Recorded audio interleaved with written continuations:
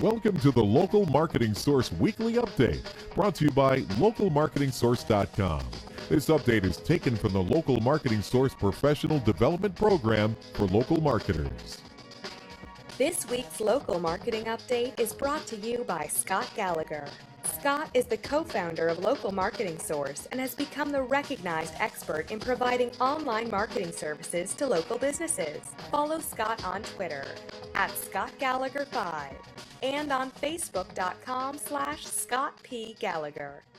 Well, good afternoon, everyone. Scott Gallagher here with Local Marketing Source, bringing you our weekly local internet marketing industry update. Now, next week's LMS member call is going to be Wednesday, April 23rd at 4 p.m.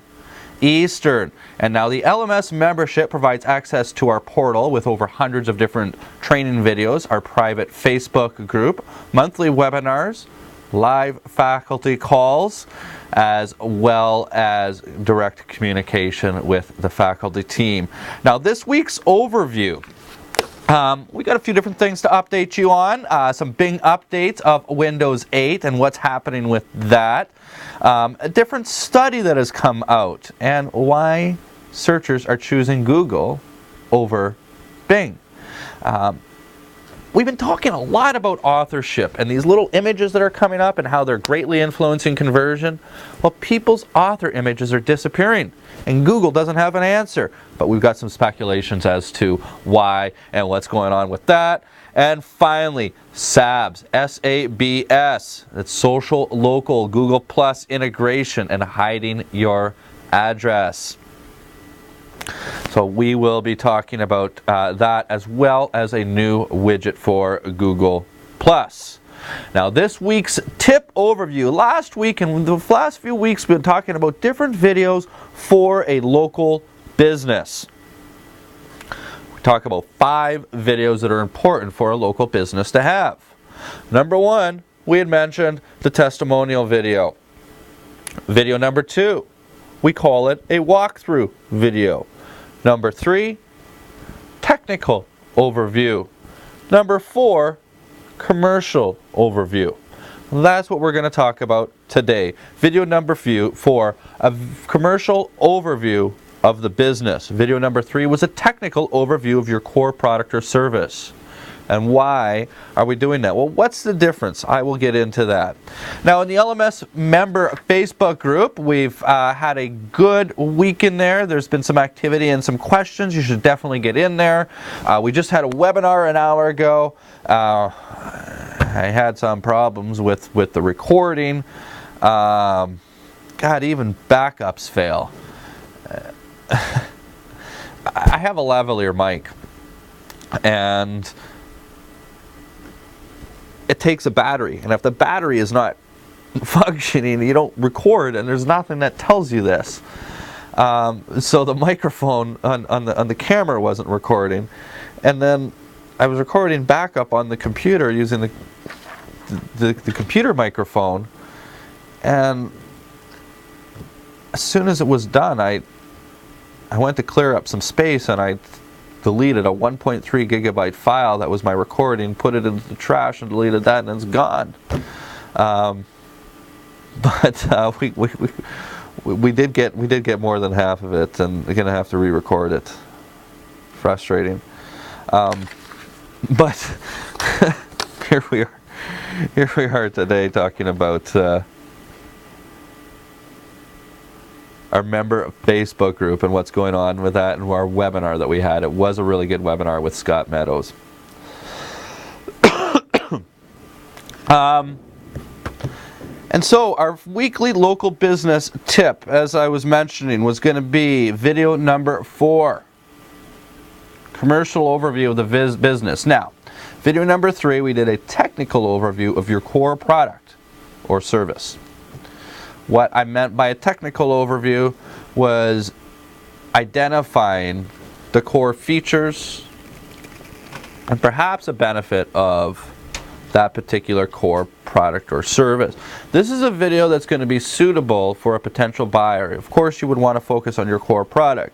Now we're doing something that has to do with the business itself, not the core product or the service, not the benefits or the core benefits of a particular service, but the benefits of the business itself.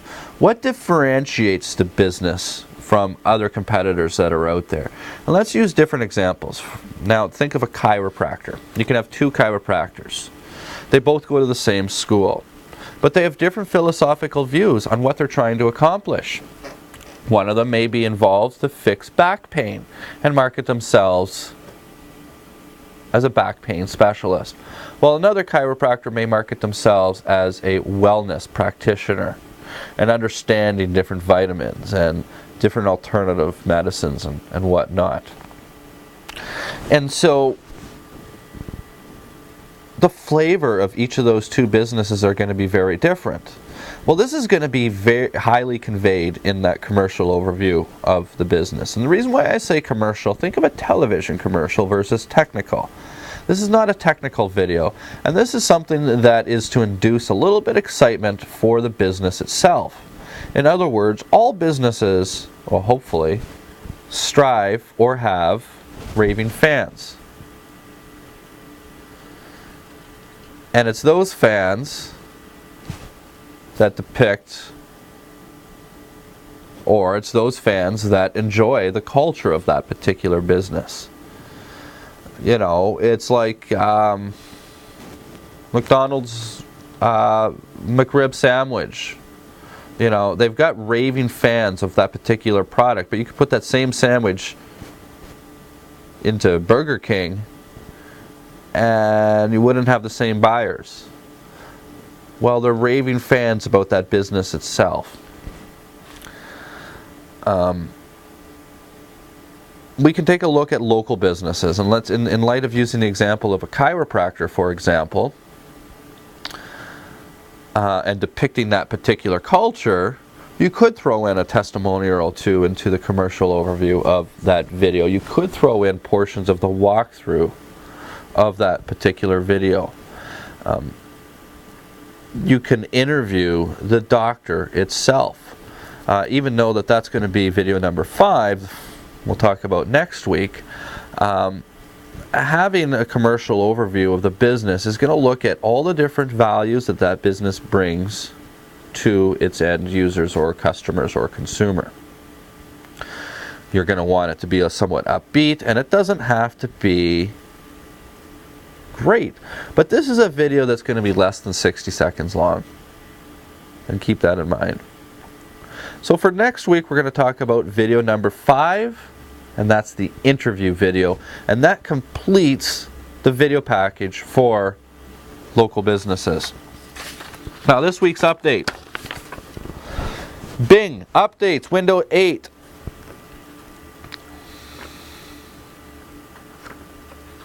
What does that mean? Bing updates Windows 8. Well, Windows 8 is an operating system and Bing is a search engine.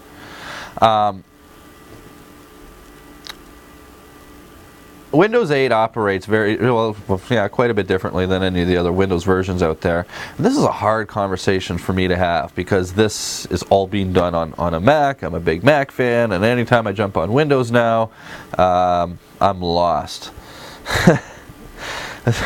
Let alone Windows 8. But Windows 8 operates in an app environment, very similar to all the other mobile devices that exist today. And it's the Bing app that's being put on it. Some of the next story I'm going to talk about is a study, which is interesting. But I did want to provide an update that Bing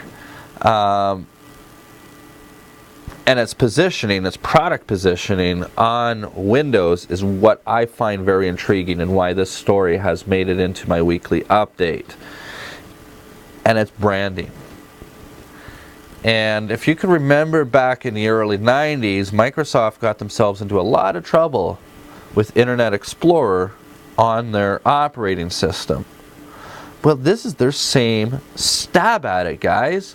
What I find intriguing here is now with Bing apps, they're doing the same thing that they did 21 years ago in 1990. I think it was 92. I don't really know. I just know it was the early 90s. So 20 years ago.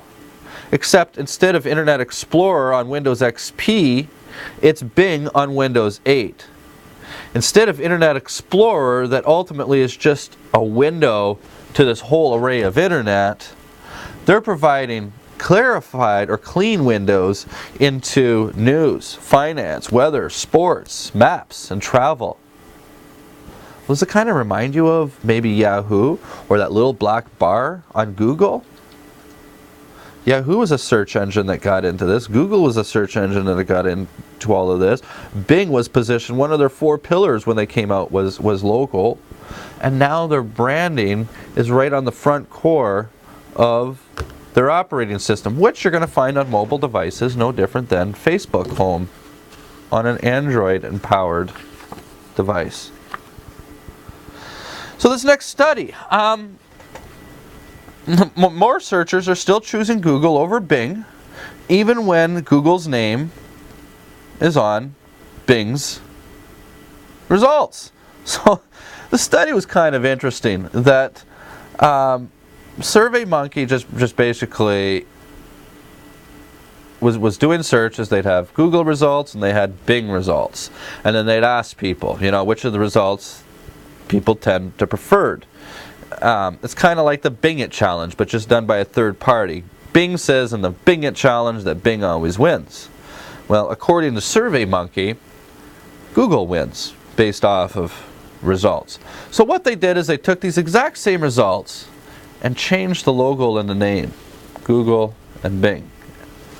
And they switched them. Well, guess what happened? Now, people started to prefer these results. In other words, it wasn't the results that they were choosing. It was the title that said Google. So the moment that they recognized certain results came from Google, they said they preferred Google's those results. They could have thrown any results into there. They threw in Bing's results. And yet, when they put the Google name above Bing's results ultimately got chosen. In other words, as a marketer, this tells us Google's brand. Google's brand strength is very strong, and to the fact that they could deliver a poor product and still get results. Where have you seen this before? What restaurant do we know that has a very poor product? Not the service, not the establishment, and is an extremely lucrative, very, very successful business. Think McDonald's. Think how good McDonald's has been able to build their business. They've got a shitty product and they've got fantastic marketing. Their restaurants are always the same, they're always clean. They've got the same products for the most part from one to the other, the same processes. Yes, everything does taste the same from store to store, so that's consistency, it's important. They've got a poor product because they don't use real food. They got a poor product because they don't make you feel good when you eat it. I guess their product is kind of good because it's inexpensive. And just because it tastes good from time to time doesn't mean that it's good. And I will admit, a lot of McDonald's food does taste good from time to time.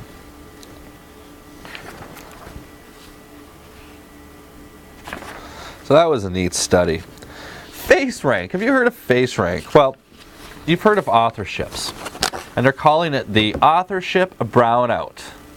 In other words, listings that would get can I show you guys this stuff?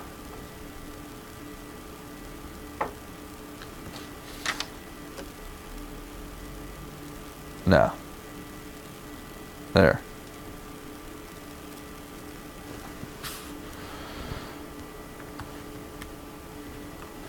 So when we do a little search,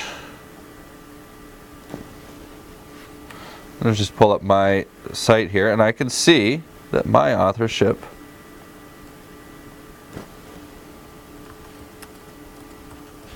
they don't like my name, we'll explain it. Huh.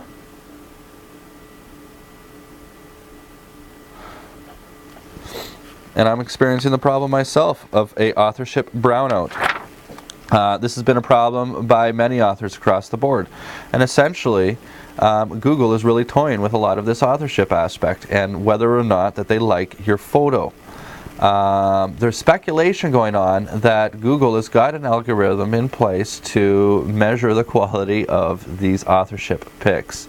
And as of this morning, mine was showing when I was reading this article, and now it's being pulled. The reason why I'm looking through some of my notes right now is Aaron Widget claims that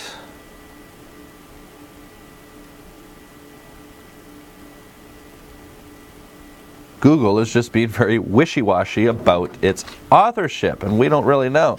But Matt McGee discusses it and indicates that those authors that have profile pictures that aren't showing is likely because Google doesn't like that profile picture.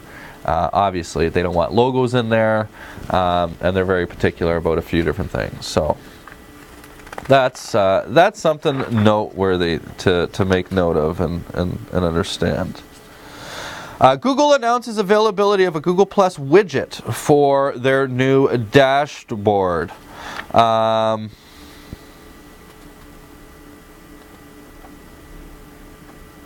You want to go get that checked out and get it installed and start using that when you get in and merging. And one thing we wanted to talk about was Google Plus pages and hiding your address. And there was a point in time that Google Plus said that service area businesses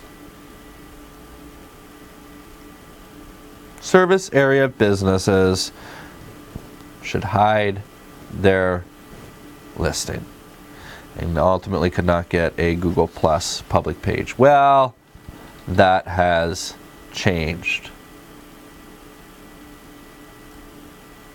and is now functioning with integrity. Well, 18 minutes into our weekly update, and we've got all of our content out this week. I'd like to thank you for this week's update, and everyone have a great day. Bye for now.